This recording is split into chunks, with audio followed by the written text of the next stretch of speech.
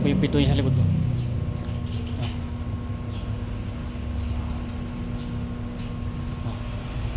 Hindi pa natakpan nito. Tatakpan pa yung butas na yan. Tsaka dito sa gilid niya. Yan. Para close po yung pintuan niya. Hanggang dito lang po yung pinto niya. Kasi tumatama po dyan.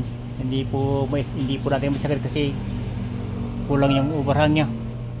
Ang gagawin natin dito sa sa taas niya, butterfly na lang po. Butterfly na magaganon. Kukurba. Ito. Butterfly na lang ito. Kukurba ganon. Yan. Sa dulo. Kasi hindi natin masasakit to. Ma-exceed po yung overhang niya.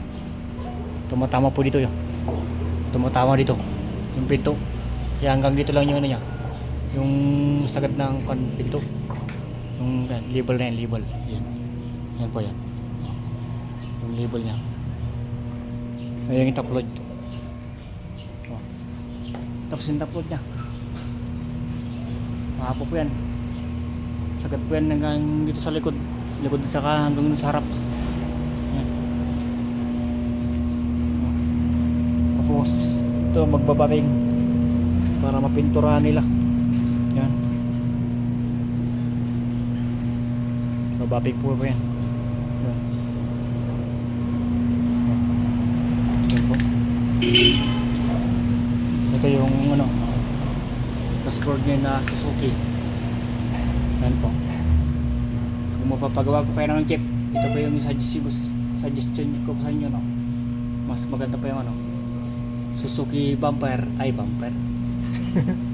Suzuki dashboard. Yan. Maganda po yan. Sakto-sakto po yan. Yung bumper na Suzuki.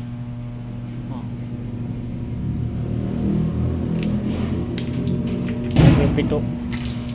Lalagay pa natin yung yung lock niya. Bumper. Ayan po yung bumper. Sakali. Yan.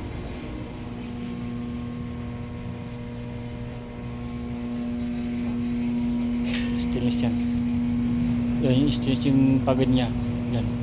Pero may babalik po yan. Yung dati niya. Yung sakit na yan.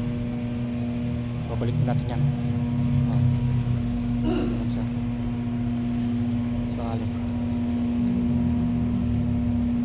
Ayun yung side mirror. Kunti na lang po yung kulang ng side mirror niya.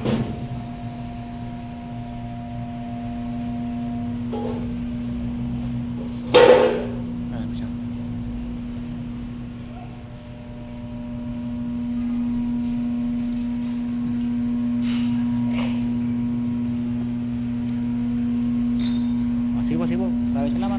Pa-click and follow, share.